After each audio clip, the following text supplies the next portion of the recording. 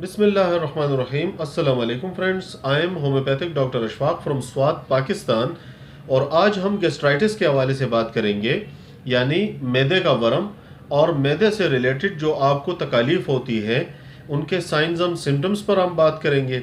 इसके अलावा उससे रिलेटेड जो होम्योपैथिक ट्रीटमेंट है उस पर हम आज डिस्कशन करेंगे और आपको कुछ मुफीद होम्योपैथिक अद्वियात और साथ साथ में कुछ ज़रूरी टिप्स भी आपको मैं बताऊंगा। तो स्टार्ट करते हैं। गैस्ट्राइटिस के हवाले से सबसे पहले हम कॉजेज़ और उसके सिम्टम्स पर बात करेंगे। बुनियादी तौर पर गैस्ट्राइटिस के जो कॉजेज़ हैं उसमें ज़्यादा मिर्च मसालेदार ग़िज़ा का इस्तेमाल करना, अक्सर जो लोग बहुत ज़्यादा अल्कोहल का इस्तेमाल करते हैं या स्मोकिंग करते हैं। गैस्ट्राइटिस में बुनियादी जो एक जर्म होता है जिसे हेलिकोबैक्टर पाइलोरी कहते हैं, एच पाइलोरी आम अल्फाज में उसे कहा जाता है। ये बुनियादी तौर पे एक बैक्टीरिया होता है जो पेप्टिक अल्सर यानी मैदे के अंदर ज़ख़म पैदा करता है।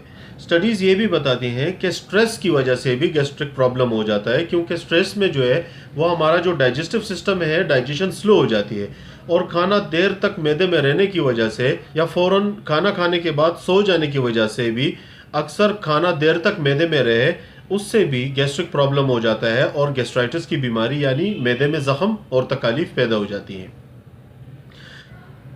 गैस्ट्राइटिस के प्रॉब्लम को हम सिंपल एक टेस्ट होता है जिसे एच पाइलोरी टेस्ट कहते हैं, और ये खून का एक सिंपल सा टेस्ट होता है। इसके ज़रिए से हम पता लगा सकते हैं कि आया आपके मैदे में ज़ख़म है या नहीं है। अगर ये पॉजिटिव आता है तो इसका मतलब है आपको स्टमक प्रॉब्लम है, आपके मैदे में ज़ख़म है और ये एच पाइलोरी का जो बैक्टीरिया है ये आपके मैदे में मौजूद है।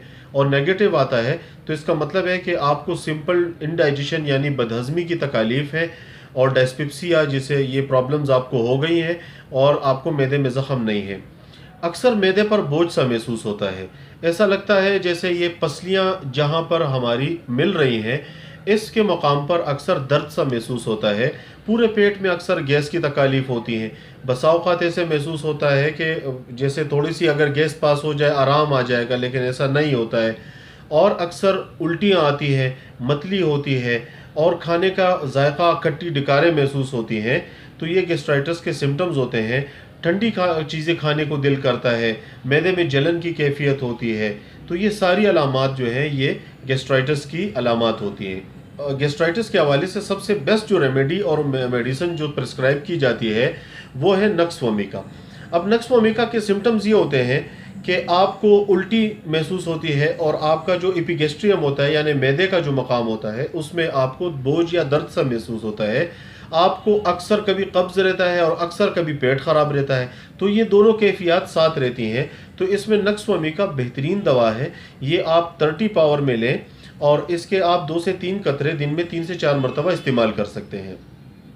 पूरे पेट में अगर आपको गैस महसूस हो रहा है और गैस्ट्रिक प्रॉब्लम महसूस हो रही है और गैस एक जगह से दूसरी जगह मूव करती है और वो गैस पास भी नहीं होती, तो उसके लिए चाइना 30 में आप इस्तेमाल करें। चाइना में अक्सर मरीज़ के मुंह का जायका कड़वा रहता है और पूरे पेट में उसको गैस, और इससे पूरा पेट ऐसे महसूस होता है जैसे ये गैस से तना हुआ है। अगर गैस आपको मैदे के ऊपरी हिस्से में महसूस होती है, अक्सर पेशेंट कहते हैं कि जी हम खाना खाने के बाद हमारे मैदे पर वर्म सा आ जाता है या मैदा सूज जाता है, तो उसके लिए कार्बोवेज बेहतरीन दवा है। कार्बोवेज आप 6 या 30 पावर में लें और इसके 3 से 4 कतरे दिन में 3 से 4 मरतबा खाना खाने के बाद आप इस्तेमाल कर सकते हैं। अक्सर पेशेंट कहते हैं कि उन्हें गैस पास नहीं होती या थोड़ी सी गैस पास हो जाए तो उससे उनको आराम आ जाएगा। तो पेट के निचले हिस्से में अगर आपको गैस्ट्रिक प्रॉब्लम है तो उसमें लाइकोपोडियम 30 में ये आप लें 2 से 3 कतरे दिन में 3-4 मरतबा, इससे आपको आराम आ जाएगा। अच्छा, अक्सर लोग मुरगन ग़िज़ाएँ बहुत ज़्यादा खाते हैं और मुरगन ग़िज़ाओं की वजह से उनको बहुत ज़्यादा फिर वो तकालीफ शाम में अक्सर महसूस होती है रात के खाने के बाद।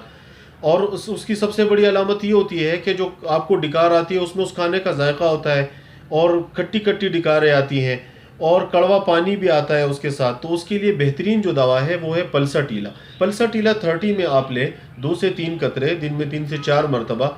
इससे जो चर्बीली या मुरगन ग़िज़ाएँ जो आप खाते हैं उसके जो बदअसरात होते हैं वो इसको दूर कर देती है। मैदे के मरीज़ों के हवाले से एक मुफीद टिप ये है कि आप सफ़ेद आटा जिसे हम फ़ाइन आटा कहते हैं वो हरगिज़ इस्तेमाल ना करें, क्योंकि फ़ाइन आटा सफ़ेद आटा जो है वो अक्सर गैस्ट्रिक प्रॉब्लम, उपहार और गैस्ट्राइटिस वगैरह के मसले मसाइल का बाइस बनता है। इसकी जगह आप कोशिश करें कि चक्की, खालिस चक्की का पिसा हुआ लाल आटा इस्तेमाल करें।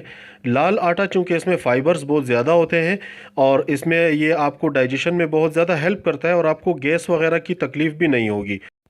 फ्रेंड्स, बेवक्त भूख को मिटाने के लिए बार बार न खाएं, बल्कि सुबह अच्छी तरह नाश्ता करें और फिर शाम का खाना आप हाथ रोक करके खाएं।